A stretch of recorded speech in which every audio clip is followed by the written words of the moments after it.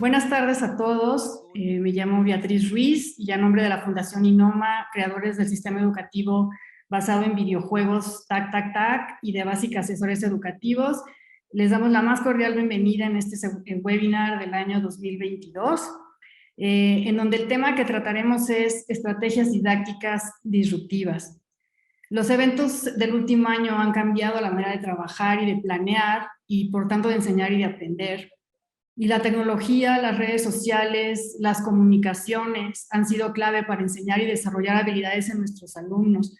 Muchas escuelas, si no es que la totalidad, han regresado a la presencialidad. Y pues les pregunto, ¿hemos cambiado nuestra manera de enseñar? ¿Hemos integrado nuevos recursos? ¿O regresamos a la forma como enseñábamos prepandemia?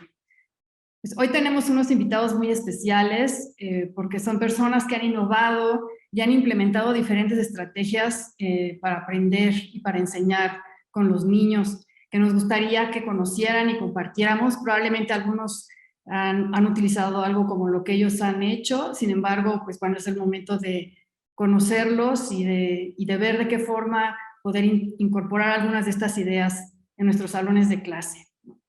Están conmigo Alina Rivero, que desde su semblanza muestra estas ideas, ¿no? Mujer ante todo, madre, soñadora por vocación personal, tiene estudios en filosofía por vocación institucional, lleva participando en ALAS, Aprendizaje en Libertad, durante 5 años como tallerista, acompañante en la organización y gestión de colectivo y la comunidad, y parte de esa chamba tiene que ver con eso de soñar. Otros mundos, otras formas de acercarnos a la vida, otras formas de aprender. Fue partícipe de ENA, Encuentro de Nuestra América, en el 2019, y donde se gestó con tejido que sigue vivo en otras comunidades de aprendizaje, escuelas alternativas e iniciativas en Latinoamérica. Con jóvenes e introspección compartida y que lo acompañan en este camino de aprender. También fue parte y finalizó la formación de educación libre por la Shell Xarxa de Educación y Luz de Cataluña. Y pues bueno, muchas gracias, Alina, por estar aquí. También con nosotros se encuentra Eduardo Vázquez. Él es docente, licenciado en educación primaria y actualmente cursa la maestría en psicopedagogía y desarrollo humano. Su enfoque es educativo y se centra en la transformación de la práctica docente con el objetivo de lograr un pensamiento crítico y reflexivo. Y tiene además la característica de que con las estrategias didácticas que ha pues, ido aprendiendo, descubriendo e implementando, se ha convertido en un influencer en redes sociales. Tiene alrededor de 130,000 seguidores en TikTok y más de 10,000 en Instagram, en donde comparte diferentes estrategias didácticas con sus alumnos y con los cuales utiliza, ¿no? Y seguramente muchos maestros también han tomado ideas de estas estrategias. Pues bueno, bienvenidos. Gracias, Eduardo, por estar aquí y compartir tu experiencia. Desgraciadamente, Ade, la otra persona que nos iba a acompañar, no va a poder estar, pero bueno, con Eduardo y Alina tenemos muchas cosas que platicar y compartir con ustedes. Aprovecho también para darle el agradecimiento a todos ustedes. Muchos vienen de diferentes países. Tenemos estudiantes, padres de familia, educadores y en general amantes de la educación. Entonces todos sean bienvenidos y muchas gracias por acompañarnos. Pues muy bien, antes que nada quisiera pasarle la voz a Lina para que nos cuente sobre su proyecto, que nos diga qué es lo que ha hecho, que nos resalte esos, digamos, puntos o elementos que lo han hecho algo especial y diferente y cuáles han sido sus experiencias con esto. Pues muchas gracias, Alina, y bienvenida. Gracias a ti, Beatriz. Pues les platico un poquito de lo que hago yo. Ahorita estoy trabajando en 2 comunidades de aprendizaje libre. Una en una edad temprana, estamos trabajando ahorita con niños y niñas de entre 3 a 9 años. Es un espacio fuera de la ciudad, como muy pensado en que sea como en la naturaleza, sabiendo que es muy importante para nuestra vida, pero sobre todo como para esta etapa, ¿no? Donde tenemos un espacio de juego libre, en donde acompañamos ese juego libre y tenemos un espacio de huerto y estamos ahí, hay animales y hay de todo, ¿no? Entonces, ese es un espacio y otro espacio es para adolescentes, es una comunidad de aprendizaje libre también, pero enfocada en adolescentes, ¿no?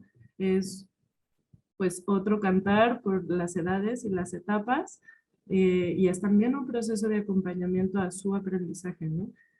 Y con esto les estoy diciendo un poco de qué va lo que hago, ¿no? Antes de empezar el webinar, como las preguntas disparadoras que nos compartieron y así, ¿no? Y pensaba, bueno, al fin y al cabo, ¿qué les puedo compartir yo, ¿no? Y bueno, les puedo compartir yo el enfoque con el que yo trabajo en estos espacios de aprendizaje. Estos espacios de aprendizaje también no son institucionales, justo parten de un salirnos de la institución y son niños y niñas, adolescentes desescolarizados que deciden no entrar a la escuela y tener su propio camino de aprendizaje, ¿no? Y esto pues tiene un gran porqué. Currículas, estructuras, etcétera, que vimos que nos impedían hacer como este camino que fuera libre, ¿no? Entonces, parte de una crítica, sí, al sistema educativo, parte de una crítica, sí, a un sistema social y parte de una crítica, sí, hasta un sistema como cultural, ¿no? Entonces, un poco por aquí va el trabajo, ¿no? Decimos que acompañamos justo porque no es una formación directiva, sino que dejamos que cada niño, cada niña, cada adolescente marque, guíe su propio camino, ¿no? Porque también parte de todo aprendizaje como tiene que ser como de un adentro hacia afuera, ¿no? Y luego ese afuera se regresa también. ¿Por qué? Porque pues no hay aprendizaje sin placer. Ese es como un fundamento pues, muy importante y nos podemos preguntar a nosotras y a nosotros, ¿no? Como cuando nos obligaron a aprendernos y el machetito y la regla, ¿no? ¿Qué tanto realmente lo aprendimos y lo interiorizamos o solamente lo repetimos, ¿no? Y esta parte de repetir, ¿no? Y de seguir órdenes, direcciones constantemente, pues también es una crítica a la que parte como este camino de una guía y un aprendizaje libre, ¿no? Les traje dos textitos como para compartir, un poco para ver como más o menos de qué va la cosa, son súper breves, les voy a leer el primero, ¿no? Un niño y una niña no necesita presión para memorizar información obsoleta. Esto es como, pues muy importante, ¿no? ¿Por qué información obsoleta? Porque, no sé, estudiaron aquí la universidad, la preparatoria, la secundaria, yo estudié filosofía en la Universidad de Guadalajara y recuerdo que tenía clases de ontología con argumentos y fundamentos que hace al menos 2500 años como fueron superados, pues, ¿no? Por otros pensamientos, por otros pensadores, ¿no? Entonces, seguimos como en una misma currícula que nos guía por un camino que ya no está, no es, no nos significa, ¿no? Entonces, bueno, es algo súper extenso, ¿no? Como este enfoque, porque al fin y al cabo es un enfoque en donde nos movemos en este camino del aprendizaje, pues, ¿no? Y bueno, un niño y una niña no necesita presión para memorizar información obsoleta, pues el acto de aprender es una función orgánica. Ese es otro fundamento como muy importante del aprendizaje libre. Y hay un montón de lugares en toda Latinoamérica, en México estamos intentando hacer el trabajo como de mapear qué lugares están llevando este camino, qué colectivos, qué organizaciones, ¿no? Qué espacios lo están intentando hacer. Yo me veo como muy lenta en mi cámara, si me trago ahí me dicen. No, todo bien, Alina, te escuchamos bien. Bueno. Porque el acto de aprender es una función orgánica a la par que hacer la digestión y respirar, ¿no? Ese es otro fundamento. ¿Por qué? Porque tenemos en nosotros mismos, en nosotros mismas, la capacidad de vivir, ¿no? Por ejemplo, ¿cómo aprende un niño a caminar? Se le enseña a caminar, a ver, ahora vas a mover tu pie izquierdo y le mueves el pie izquierdo y el derecho para que entonces empiece a dar pasos. Un niño aprende a caminar solo, ¿no? se le dan las manos a veces para que se recargue y hay personas hasta que dicen, ni siquiera necesitas darle las manos, solito se va a empezar a agarrar, ¿no? Aprendemos, nos enseñan a mamar de la teta cuando nacemos, por ejemplo. No, es algo que ya está dentro de nosotros, ¿no? Nuestras células están cargadas de información, la cual necesitamos para vivir y desarrollarnos en ese medio ambiente, ¿no? Y eso externo que también nos llega y tenemos que intentar como resolver en nuestro organismo, pues también nuestro organismo tiene la capacidad ya innata de poder hacerlo, ¿no? Y entonces, ¿qué necesitamos? ¿Por qué espacios de aprendizaje? Porque necesitamos espacios libres en donde podamos desarrollar esa capacidad que ya tenemos, ¿no? Podamos desarrollarla. Entonces, se parte también de que en este sistema educativo, pues no nos da esa posibilidad, ¿no? ¿Por qué? Porque la visión es otra, ¿no? La visión es probablemente, no sé, un niño nace y está en blanco y hay que como que inyectarle información, ¿no? Y que aprenda cosas útiles para que pueda vivir. No, lo que necesitamos está ya dado, ¿no? Les estoy hablando como de este enfoque. Entonces, ¿qué entorno necesitamos también para poder desarrollarnos, ¿no? Crecer, ser, ¿no? Y este desarrollo conlleva un aprendizaje sí o sí. ¿Por qué? Porque somos mamíferos, somos seres humanos, ¿no? Entonces, ¿qué entorno nos dan las escuelas, por ejemplo, ¿no? Nos dan aulas cerradas, ¿no? Con ventanas probablemente, ¿para qué? Para ver al mundo al que nos están preparando para salir, ¿no? No tiene como, pues, mucho sentido, pues, ¿no? ¿Por qué no estamos en el mundo mismo ya? ¿No? Porque tenemos que estar sentados 8 horas para prepararnos para salir allá. Entonces, un poco parte de eso. A ver, yo sé que hay muchos docentes, yo sé que hay muchos maestros aquí. Yo fui maestra mucho tiempo en escuelas, ¿no? Hasta que decidí como, no puedo ni siquiera yo desenvolverme como maestra en esta escuela. ¿Por qué? Porque estoy súper coartada. ¿Por qué? Por currículas, por programas, por tiempos, ¿no? Los tiempos son una cosa así, ¿no? Clases, sesiones de 40 minutos, ¿no? 40 minutos y a mí me lleva 15 estar preparada, ¿no? ¿Cuánto termina a un niño de 7 años? ¿Cuánto tiempo le va a llevar estar preparado para hacer algo, ¿no? Una actividad, para ponerse a, no sé, reunirlos a todos para leer un cuento, ¿no? Y entonces estamos así, ¿no? En una saturación constante, ¿no? ¿Y cuál es el argumento? Que nos estamos preparando para vivir, ¿no? Claro, nos están preparando para, no sé, horas laborales, ¿no? Jornadas de trabajo de 8, 12 horas, ¿no? Y estar cada 40 minutos, tú. Y entonces la pregunta es, ¿eso es, pues, vida, no? ¿Nos estamos preparando para la vida? ¿Eso es vida? Y bueno, este, no sé cómo voy de tiempo, todavía tengo... Bien, Alina, si quieres leer el otro texto y le pasamos la palabra a Eduardo, y bueno, ahorita seguramente han surgido muchos comentarios al respecto, pero bueno, termina y bueno, seguimos. Vale, me doy prisa. Sí. Este texto es de un maestrazo de un espacio de aprendizaje libre en Costa Rica que ya llevan, no sé, no, voy a mentir si doy un tiempo exacto, pero alrededor de unos 20 años, ¿no? En consecuencia, la directividad y los programas curriculares de las instituciones dedicadas a la enseñanza y cuidado de los niños y niñas dificultan el desarrollo del emocionar inteligente. ¿Qué es el emocionar inteligente? Pues un proceso, ¿no? De desarrollo de niños, niñas. ¿Por qué? Porque lleva a que somos cerebro, somos abstracción, somos mente, pero somos cuerpo a la par todo el tiempo y lo olvidamos, ¿no? Al estar sentados 8 horas en el salón de clases. ¿Qué está pasando con nuestro cuerpo? ¿Qué está pasando con el cuerpo de un niño de 6 años que lo que necesita es moverse? De un niño de 4 años, de un niño de 9 años, ¿no?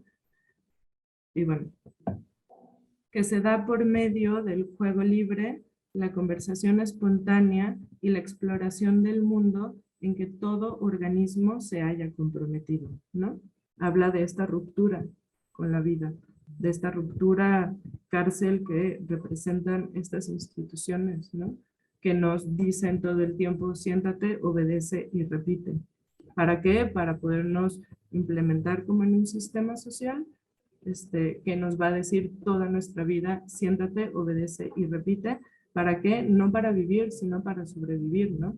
Y partimos en que vivimos en un contexto que es así, pues políticamente, socialmente, ¿no? Entonces, pues lo que no se hace con gusto se bloquea, ¿no? Es una función de nuestro cerebro hormonalmente, que cuando algo se hace a machetazos, nuestro cerebro lo bloquea, ¿no? Así en la vida, así como en el aprendizaje, así como ta, ta, ta, ta, ta. Y hay miles de estudios que nos están diciendo, no, por favor, ¿no? Entonces, bueno, ya, yo puedo seguir Muy bien, y eso Aline. Muchas terminó. gracias. Bueno, perfecto. Bueno, ahora escuchemos ahora a Eduardo, que un poco en contra, perdón, pues él sí es maestro de aula, pero también con ciertas diferencias. Pues cuéntanos, Eduardo, ahora tú, ¿cuál ha sido tu experiencia que has hecho con esto de las redes y demás? Adelante. Muchas gracias, Beatriz, por la invitación y gracias a todos los que se han unido para estar en esta charla, en esta conversación. Estoy viendo también en la pantalla, en el chat, que hay muchas personas de aquí de América Latina, precisamente, ¿no? Y eso es algo que a mí me emociona mucho, es algo que a mí me entusiasma demasiado. Estoy proyectando, no sé si se alcanza a ver la pantalla, ¿sí se ve bien? Sí, sí, súper. Ok, a ver, permítanme porque yo no veo. Ah. Se están Creo viendo que sí estás las... quitando. Ya la quitaste. Ok. ¿Se ve ahora? Sí, ¿Sí se ve completa? Ok. sí. Adelante. Muy bien, miren, yo estoy trabajando, estoy en este aspecto educativo, soy docente de educación primaria, actualmente doy clases en tercer grado. Entonces, me he dado a la tarea de estar diseñando un proyecto educativo que le he nombrado colectivo pedagógico y es esto parte de una necesidad específica. Muy bien, ¿en qué consiste el proyecto educativo? Esta pregunta me lleva a tener que responder otros dos cuestionamientos, muy parecidos a los que le hicieron al filósofo Noam Chomsky, y que Humberto Maturana también retoma. ¿La educación actual sirve? Tenemos que hacernos esta pregunta como docentes. ¿Lo que se enseña dentro de las escuelas sirve para los niños, para los adolescentes y los jóvenes verdaderamente? Y en caso que la respuesta sea un sí, ¿para quién o para quiénes sirve este tipo de educación? ¿Para quién sirve este tipo de enseñanzas? ¿Será que de verdad sirve para los estudiantes o en realidad no? Muy bien, permítanme un momento. Voy a minimizar esto. Ok. Es importante señalar que por mucho tiempo la escuela, lejos de favorecer el pensamiento crítico, a lo largo de la historia no ha dejado de interpretar un papel institucional que perpetúa un sistema ya establecido.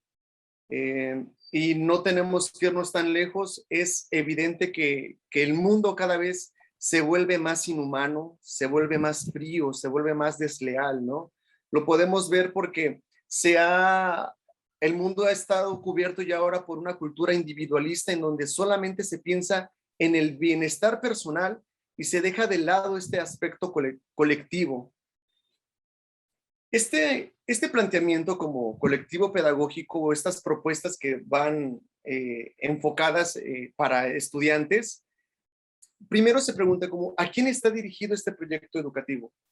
Sin duda alguna, recuerdo mucho a unas palabras de Eduardo Galeano, en donde dice que el mundo se divide entre dos partes, entre los indignos y los indignados, y cada uno sabrá a quién pertenece. Entonces, de esas palabras tan bellas de Galeano, considero que es imprescindible también sabernos como docentes, ¿no?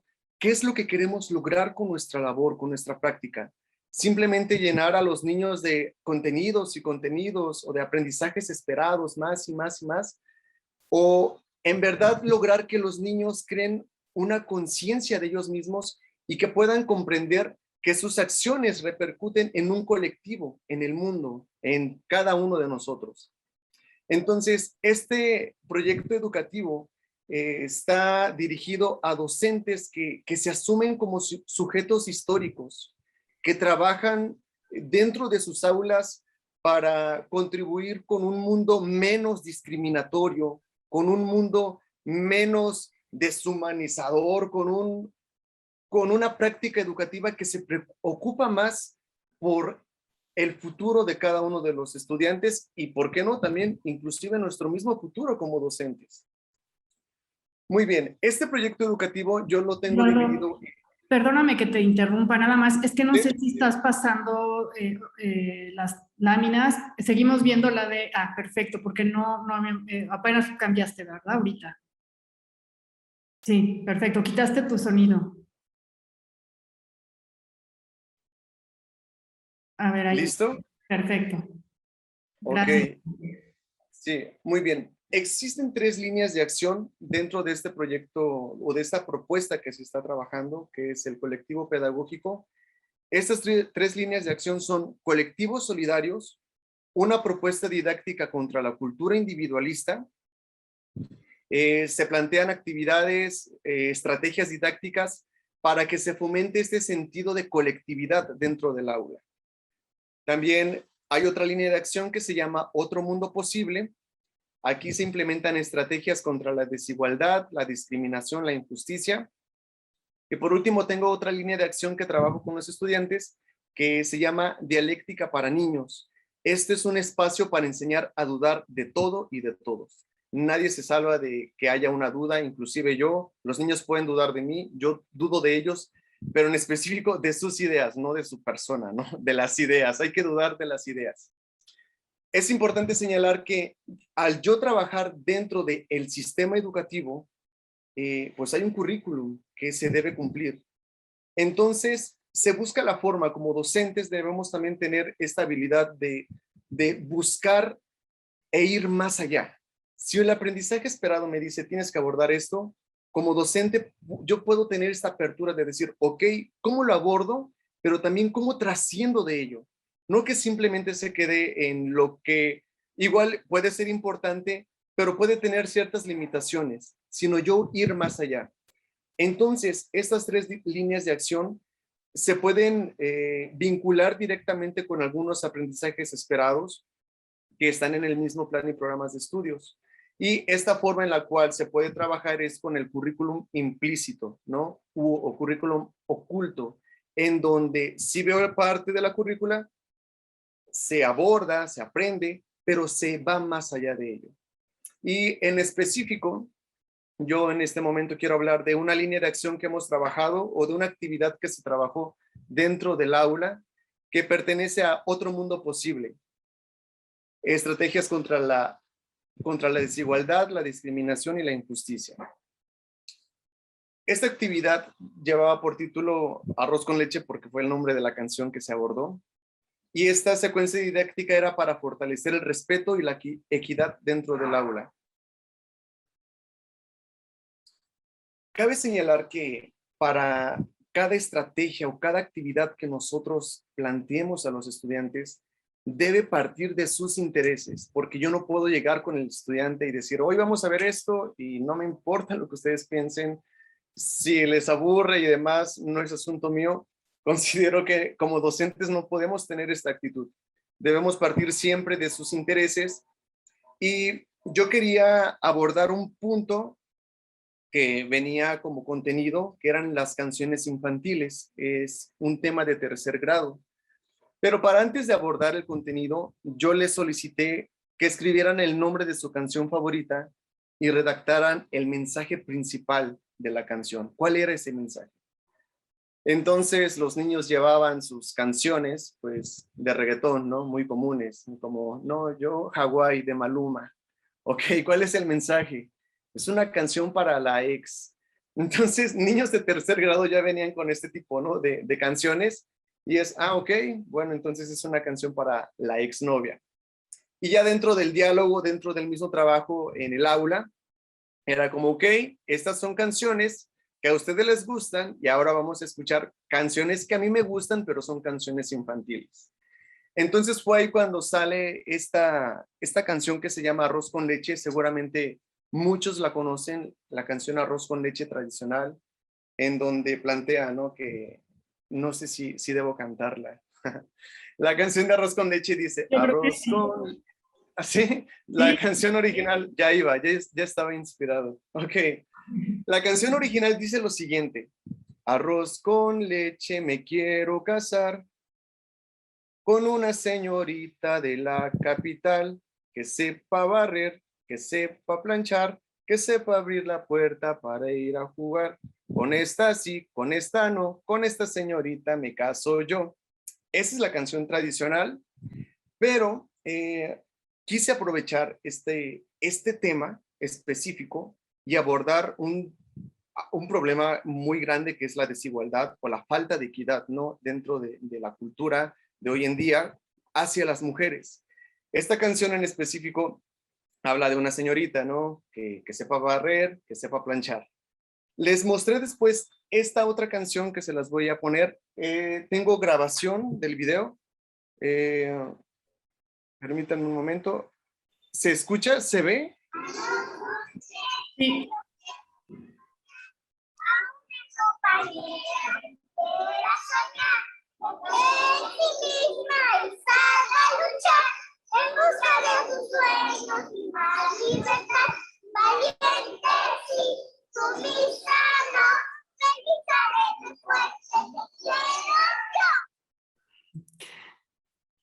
A lo mejor, Ok.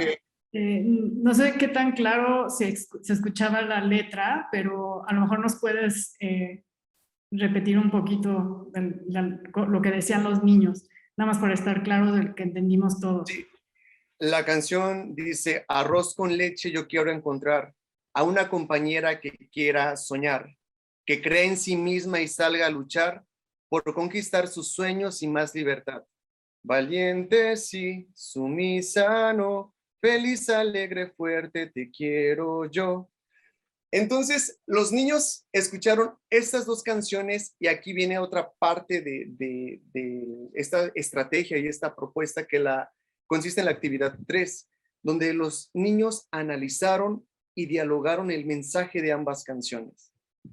Entonces, con base en el tema, en el contenido que era canciones infantiles, de verdad que se logró tener un análisis tan enriquecedor de los niños, en donde entendieron el mensaje de ambas canciones y al final ellos decidieron cantar esta segunda versión porque les gustaba más, les gustaba el mensaje, porque ellos desde pequeños, algo que de manera muy inconsciente los adultos piensan o minimizan la capacidad de aprendizaje de los niños o la capacidad de entendimiento. Esta actividad que estaba aquí, que yo proyecté este video, yo lo subí a una plataforma, a TikTok, y de verdad que jamás me imaginé el impacto que iba a tener. Tuvo más de 13 millones de vistas y ahí se polarizaron los comentarios de personas que se alegraban de este tipo de enseñanza, de este tipo de estrategias y personas que se veían indignadas de por qué se enseñaba ese tipo de mensajes. Entonces, criticaban mucho, como los niños nada más cantan por cantar, no entienden lo que cantan. Y ya en la explicación era como de, no es así.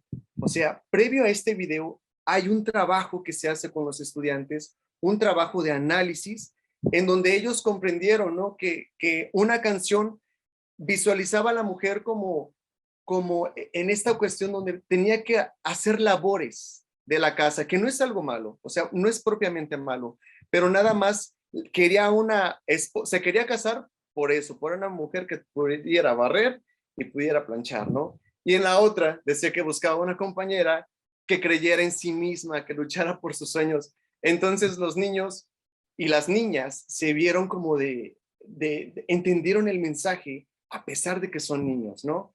Y por último, ya para cerrar y no extenderme tanto, quiero cerrar con esta frase de Eduardo Galeano, en donde dice, mucha gente pequeña en lugares pequeños, haciendo cosas pequeñas, pueden cambiar el mundo. me quedo mucho con esto y nuestra labor docente se puede ver limitada, vaya, porque el impacto que podemos tener es en los estudiantes, no es algo en lo micro. En realidad se requieren cambios estructurales gigantescos con los cuales nosotros tal vez ni siquiera podemos mover, pero desde nuestra trinchera, desde nuestro lugar, podemos hacer algo que enriquezca a la educación, a los niños y contribuya a construir un mundo mejor. Gracias, esa sería mi participación.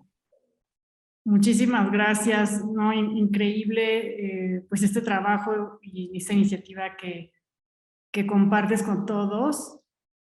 Muy bien, ahí están sus redes sociales y demás. Al final compartiremos toda la información. También nos pedían, Alina, el texto por ahí que pudiéramos compartir, pues toda completo, la fuente estaría súper bien. Pues muy bien, vamos a profundizar un poco porque la verdad es que salen muchas preguntas de esto que comparten. Si quieres, Eduardo, podemos quitar la presentación para vernos un poco más de cerca. Muchas gracias.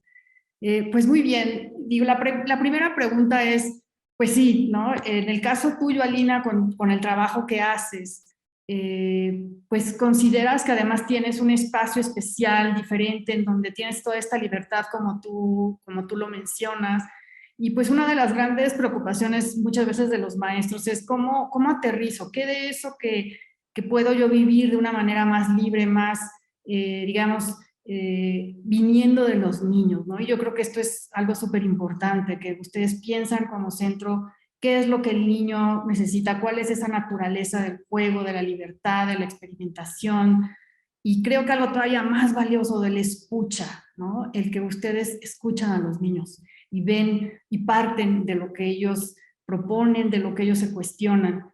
Pero pues se dice muy fácil, ¿no? Y al final, ¿cómo podemos aterrizar, cómo podemos llevar esas ideas a un contexto en donde yo creo que hay un campo muy amplio para poder innovar, para poder incluir diferentes ideas? Entonces, Alina, te pregunto en especial, viniendo de este contexto pues un poco más abierto y más libre, ¿cómo lo podemos integrar en un aula, ¿no? Yo sé que tú estás en contra de toda esta estructura, pero habemos también otras personas que a lo mejor dices, bueno, un punto intermedio, ¿no? Porque pues, probablemente no todos los niños o no todas las familias tienen este acceso a poder a tener sistemas como esos o creen en una formación un poco más formal en este sentido.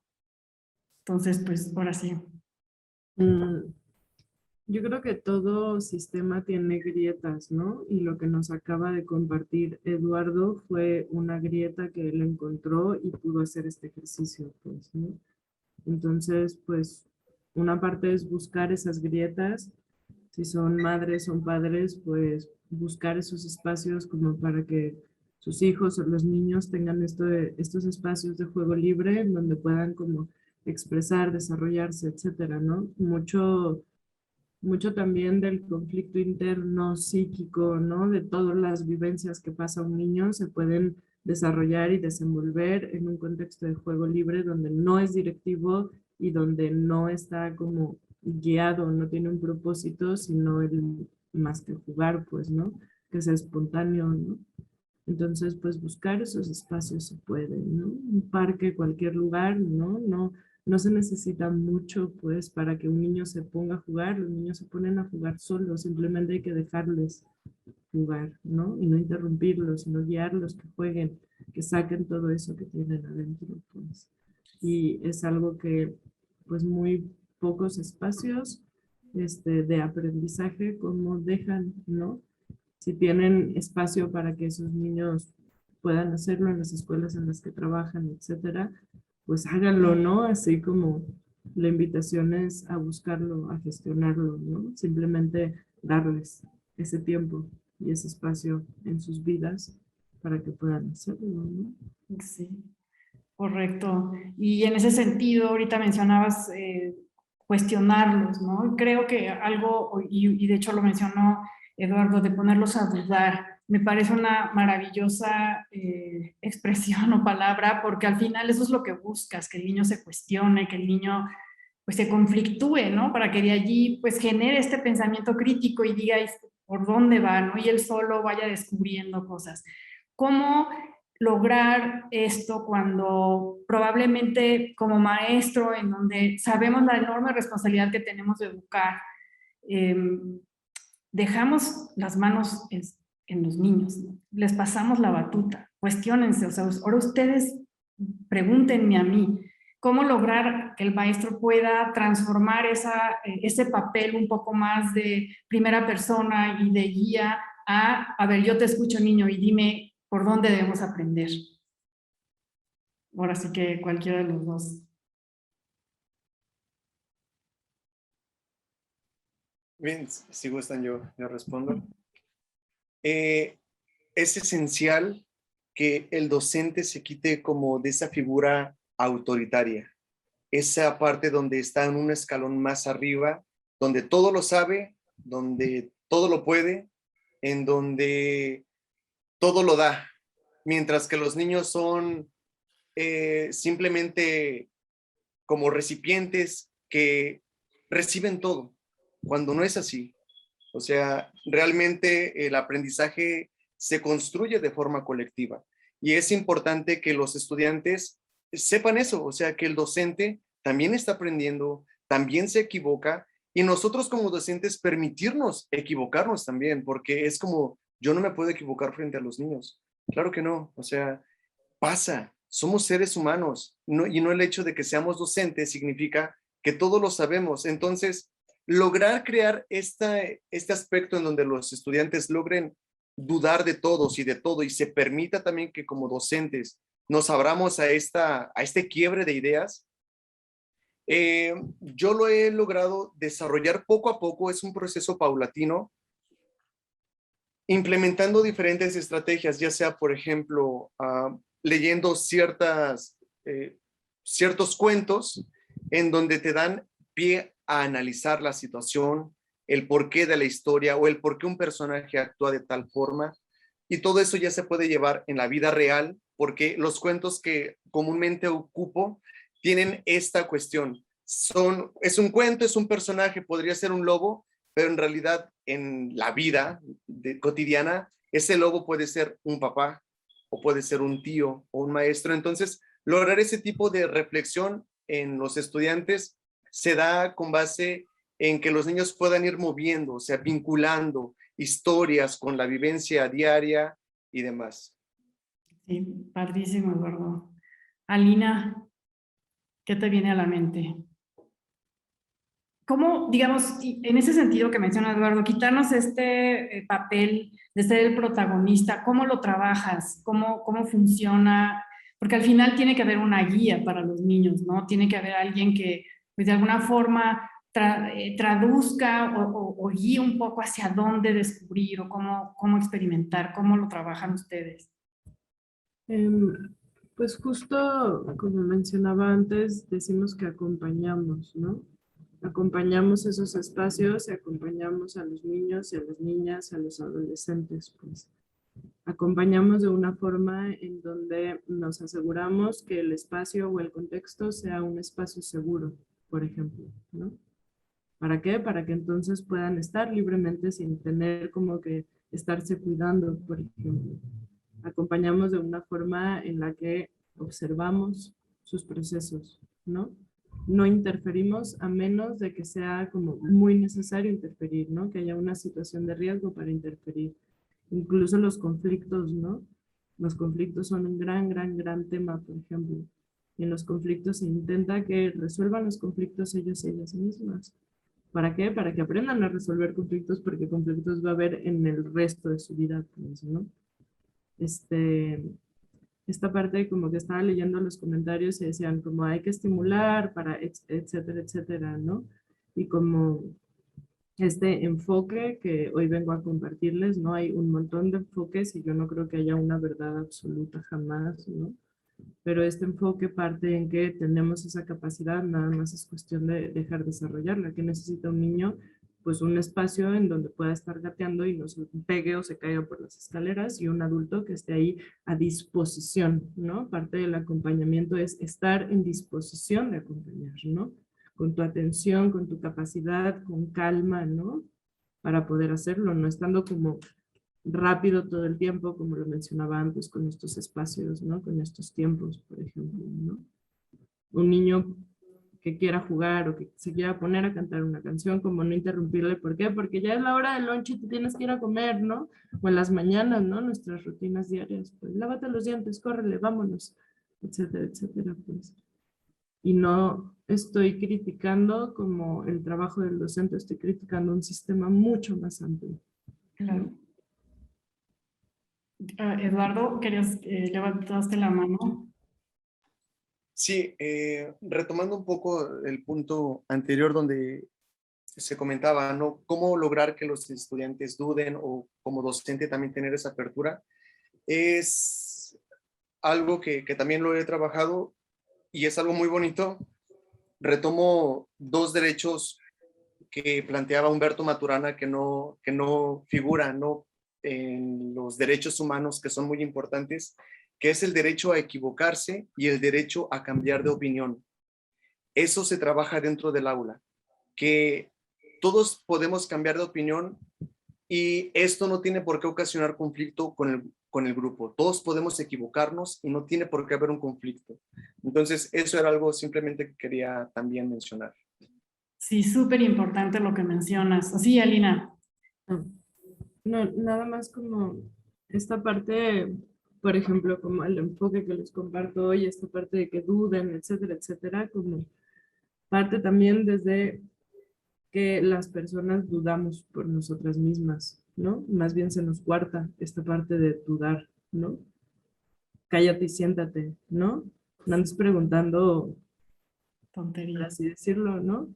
O sea, los niños son los más preguntones que hay, ¿no? No se les enseña a estarse preguntando todo el tiempo, ¿no? Más bien hay que dejarlos que se sigan preguntando para que se sigan preguntando toda la vida, ¿no?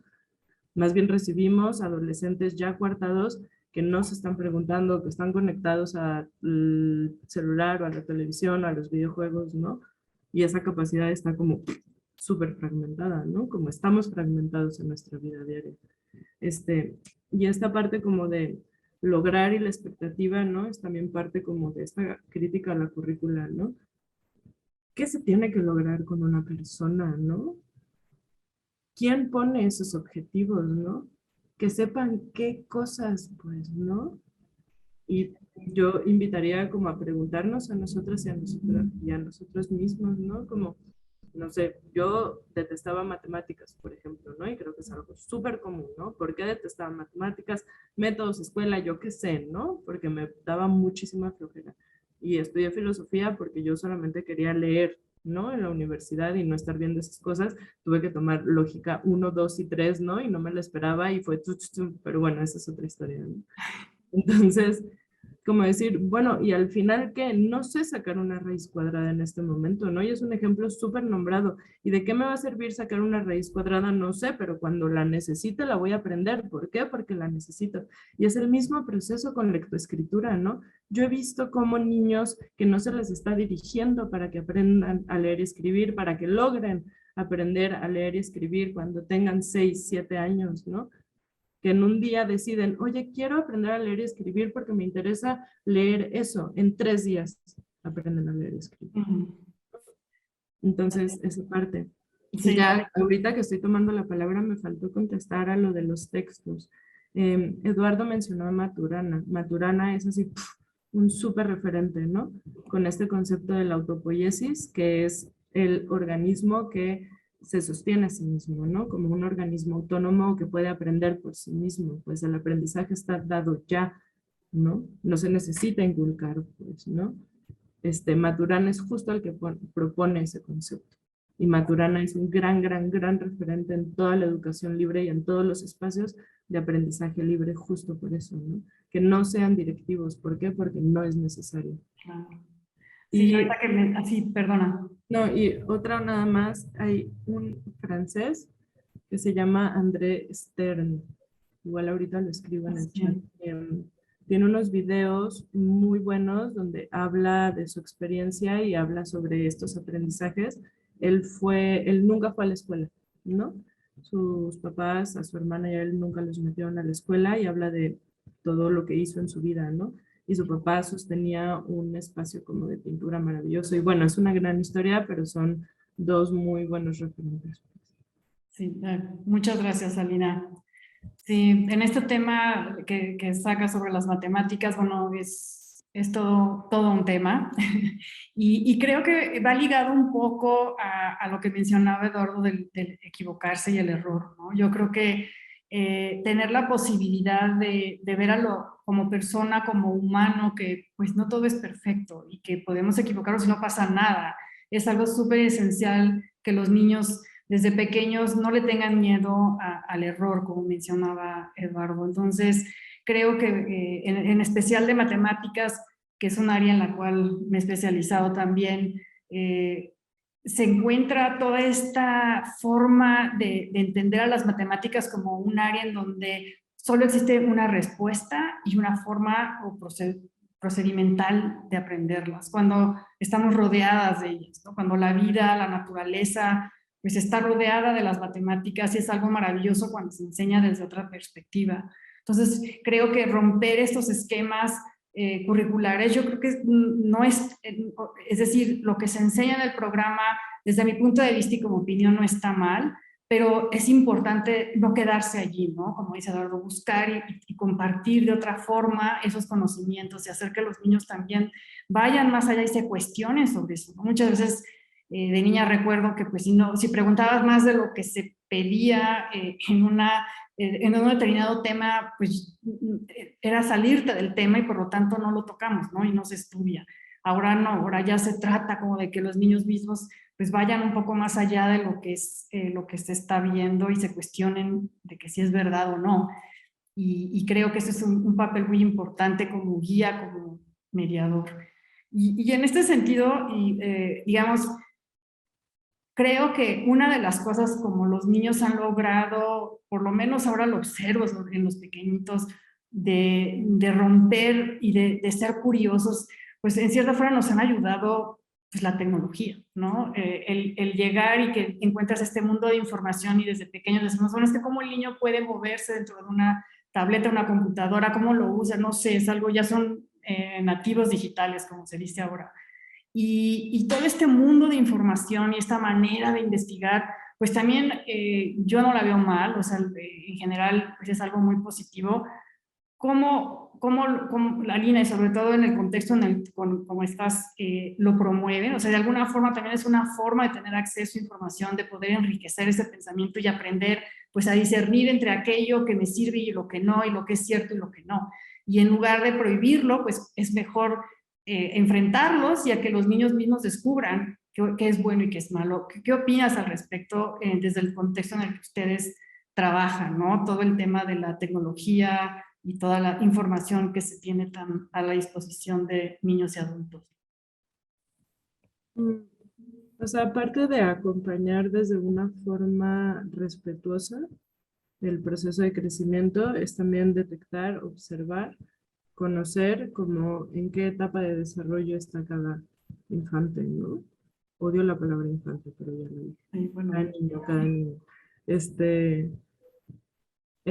Por ejemplo, ¿no? Como de los 0 a los 7 años es una etapa de desarrollo como muy específica, ¿no? En donde se están fortaleciendo cuestiones neuronales así a una velocidad rapidísima, ¿no? Y se está desarrollando como esta visión del mundo y esta capacidad de imaginación y ¿no? Y como que es la etapa en la que menos deberían de estar conectados a una pantalla, conectadas a una pantalla. Otra vez, ¿no? El contexto es otro, pues, ¿no? Este es un horizonte al cual caminar. No estoy diciendo, a ver, en mi mundo de educación libre todo es maravilloso y los niños están corriendo en el campo entre las flores y todo el tiempo. Pues no, no, también hay un contexto social, pues, ¿no? Que no tenemos que perder de vista. Pero entonces se puede tener al menos como esta capacidad de ver como en esta primera etapa probablemente no sea lo más favorable, ¿no? Y lo más respetuoso probablemente no sea eso. ¿Por qué? Porque les va a coartar su capacidad imaginativa, porque van a retener un montón de energía estando sin moverse enfrente de una pantalla, cuando lo que más necesitan es moverse, ¿no? Y desarrollar como esta capacidad psicomotriz, pues, ¿no? Probablemente después de los 6, 7 años, entonces este acercamiento a la tecnología y a las pantallas y así, bueno, pueda darse, pues, ¿no? Y se empiece y y hay un montón de juegos, etcétera, que son, pues, una herramienta como muy chida, como lo mencionabas, pues. Sí. Pero, ¿a qué edad? ¿Cuánto tiempo? ¿No? Esas cosas, pues. Yo trabajo con adolescentes también y el primer problema que tenemos es que pasan 5 horas diarias jugando videojuegos, pues, ¿no? Oye, está bien que juegues videojuegos, ¿no? Pero intentar recurrir al diálogo constante, ¿por qué 5 horas jugando videojuegos, no? ¿En qué te está atrofiando el cerebro jugar 5 horas videojuegos? Perdón, pero es así, pues, ¿no? Ah, pues sí. Eduardo, ¿qué opinas? Sí, también considero que esta cuestión, ¿no?, de la tecnología, cómo la viven los niños, es complicado. O sea, porque por un lado sí se puede tener muchos beneficios, pero también por otro lado es un arma de doble filo, vaya. Porque yo también trabajo con niños, ¿no? Yo trabajo con niños he trabajado desde primero hasta sexto, y sí he podido identificar cómo los niños de sexto grado ocupan su celular para buscar contenido que no es el apropiado para su edad. Entonces, esta cuestión es muy difícil lograr que los niños desde pequeños, ¿no?, ellos tengan la capacidad de decidir, esto no tiene ningún provecho para mí, no lo voy a ver, sino como precisamente están en esta cuestión de dudas, de descubrimiento. Si tienen alguna duda, lejos de acercarse con su mamá, con su papá, con su maestro, van con el teléfono, googlean. Entonces, el peligro, ¿no?, que se tiene. Y realmente son muy pocos los lugares, las plataformas digitales que aportan contenido de valor para las personas. O sea, porque si nos metemos a internet, está lleno de tantas cosas que nada más son para perder el tiempo y demás, y muy pocas plataformas se centran en brindar herramientas, en poder ayudar. Entonces, es complicado. No estoy en contra de la tecnología, del uso de la tecnología, pero se debe saber direccionar bien toda esta cuestión. Sí, y en ese punto también, y viendo lo que tú has hecho, por ejemplo, con TikTok y todo este tipo de redes sociales, pues al final yo diría que es algo positivo. Es decir, tú has logrado un canal de comunicación diferente al que se logra dentro de un salón de clases. Y me imagino, no sé, cuál es tu experiencia en cuanto a los niños aprenden de manera diferente viendo un video de TikTok. Sí, por ejemplo, yo no estaba muy convencido de subir contenido a TikTok, porque yo sé cuál es el contenido que predomina, ¿no?, en esta plataforma. Personas bailando, musculosas. Entonces yo digo, tal vez no cumplo ese perfil, pero en un día normal dije, voy a subir esta canción, simplemente la voy a subir como para que quede para mí, porque fue un trabajo que implementé con los estudiantes. Y vaya que logró tener un alcance tan grande en donde ese análisis que se dio dentro del aula trascendió. O sea, impactó a tal grado que personas desconocidas de otros países, de medios de comunicación nacional de México, cubrieran la nota. Y algo que se mencionaba mucho es cómo un trabajo dentro del aula puede llevarse hasta lo macro, ¿no?, a lugares donde tú nunca te imaginaste, precisamente por el uso de la tecnología. Entonces, sí, las plataformas sí tienen un lado positivo, un lado negativo, y ya cada uno debe saber por dónde estar, por dónde trabajar, por dónde entrar. De hecho, ahorita menciona Erika Linares que TikTok debe ser para mayores de edad. ¿Cómo haces para que los niños pues puedan tener una cuenta o interactúen con TikTok? ¿O qué opinas al respecto? realmente los niños, por ejemplo, en el contenido que yo subo, jamás salen las caras de los niños, no sale absolutamente nada, ni sus nombres, simplemente es mientras está realizando la actividad, dejo el teléfono grabando y lo que se llega a grabar es el audio. Entonces, en ese aspecto, los niños no tienen ningún contacto directo con la plataforma, vaya. Aunque he sabido que en la plataforma hay usuarios que son niños, que son adolescentes, que son jóvenes y que son adultos. Pero de momento mis niños, mis estudiantes, no crean el contenido para TikTok. No, claro, pero lo consultan. O sea, al final tú generas una serie de contenido didáctico dirigido a ellos, ¿no? Realmente el contenido que yo hago es para docentes. Ok. Es el contenido, ya el docente ve cómo los niños cantaron cierta canción, pero no es para niños, no es que yo grabe videos para que los niños lo vean. Sí, de acuerdo. Eso es muy útil, ¿no? Porque puede servir como un ejemplo de cómo generar este contenido. Y en ese sentido, nosotros como TAC, pues también coincidimos contigo en el que, pues digo, lo ideal es que todos los niños puedan asistir a escuelas y a colegios y a centros educativos o espacios como el tuyo, Alina, en donde tienen experiencias enriquecedoras, con una calidad educativa también que merecen, ¿no? Nuestros niños. Pero muchas veces no es el caso y nosotros como TAC buscamos romper esas fronteras, poder llegar más allá, y la verdad es que la tecnología ha sido un excelente aliado, ¿no? Para poder llegar a lugares en donde probablemente, pues digo, inclusive los videojuegos que desarrollamos, videojuegos con contenido educativo, con un fin realmente de calidad y de querer ayudar al niño a aprender con gusto, ¿no? Y a romper esos mitos sobre ciertos temas de matemáticas y de que disfruten lo que es el aprendizaje. Y pues tratamos de usar la tecnología y sobre todo la conectividad para llegar a estos espacios en donde a lo mejor hay alguien, hay una familia, hay un maestro como tú, con una enorme vocación y con un enorme interés por buscar recursos de calidad y que utilicen pues nuestras herramientas así como lo que tú desarrollas.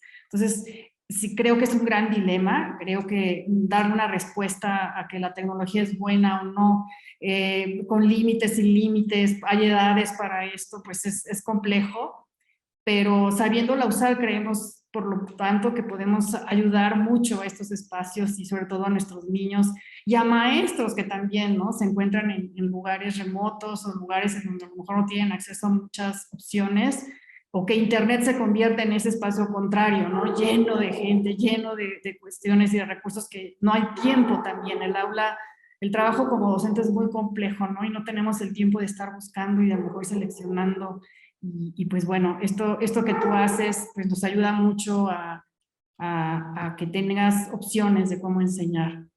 Y pues bueno, no sé, abro ahorita si hay más preguntas del público que quisieran compartir o preguntar, por favor siéntanse libres de usar el chat o el correo que Regina nos compartió, que no la presenté. Regina trabaja en Inoma y se encarga de toda la parte de comunicación y nos ayuda con toda la elaboración de nuestros webinars.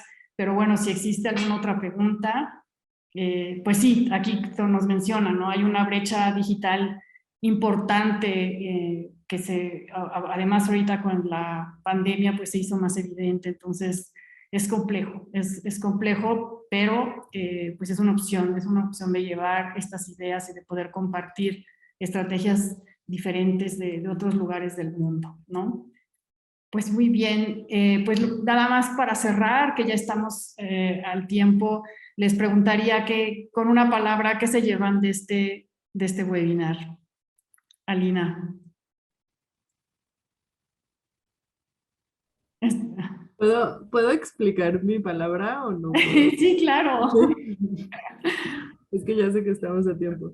Estaba pensando como, me tocó ser abogada del diablo, ¿no? Entonces dije diablo. No sé si se entienda esta expresión en otros países, pero es como el abogado del diablo es quien dice la contraparte, ¿no? O sea, como el otro, el opuesto, ¿no? Y me gusta esta posición y agradezco como haberla podido tomar. Ojalá como nada. Gracias por escuchar y por atender, ¿no? También. No, al contrario, Alina, gracias. Y y yo creo que más que nunca existen grandes dudas, ¿no? Sobre la manera de enseñar, sobre justo los programas curriculares. Pues, ha habido no solo en México, Latinoamérica, se escucha en el mundo, ¿no? De cómo debemos enseñar, cómo debemos aprender, cuál es aquel contenido que realmente debemos pues enseñarle a los niños, aquello que sirve, que tiene que cumplir una función práctica para sobrevivir, o dónde quedó esta función de simplemente el conocimiento, ¿no? Y de tratar de ir más allá. Entonces hay una gran discusión al respecto, pero creo que es parte de ella. Es importante escuchar pues voces como la tuya y de contextos con otras ideas, con otras visiones, que también son muy enriquecedores y pues bueno, tú lo vives, ¿no? Y los niños lo disfrutan, lo aprenden y pues seguramente también aportan un gran valor. Y pues bueno, ¿y tú, Eduardo? Agradezco el espacio que se ha dado para poder externar, ¿no?, estas ideas o este trabajo que realizamos dentro del aula de clases, que muchas veces también nosotros como docentes minimizamos. Y esto yo lo comento a todos los profesores que están aquí conectados, es no minimicen su labor, no minimicen su práctica, el impacto tan grande que pueden tener en cada uno de los estudiantes y por consiguiente en la sociedad. No hay que minimizar nunca nada en nuestra labor docente. ¿Ok? Muchas gracias. No, gracias, Eduardo. No, al contrario, yo pienso que son unos héroes, la verdad, y la responsabilidad que tienen en sus manos de pues moldear a nuestros niños y adolescentes y adultos, ¿no? Porque Alina, de hecho, también trabaja con personas más grandes, es maravilloso y es un enorme trabajo difícil. Pero bueno, para eso estamos, para crear estos espacios en donde podamos conocernos, intercambiar ideas, intercambiar estrategias y apoyar su labor. Pues bueno, si no hay más, muchísimas gracias de verdad, Eduardo, Alina, por estar con nosotros. Gracias, Regis, gracias a todos. Y cualquier duda, se está grabando este webinar, lo compartiremos. Y lo mismo, si tienen más preguntas, con muchísimo gusto se las respondemos a través del correo electrónico. Pues bueno, muchas gracias y pues buenas tardes, buenas noches en otros lugares. Nos vemos. Gracias. Gracias, hasta luego.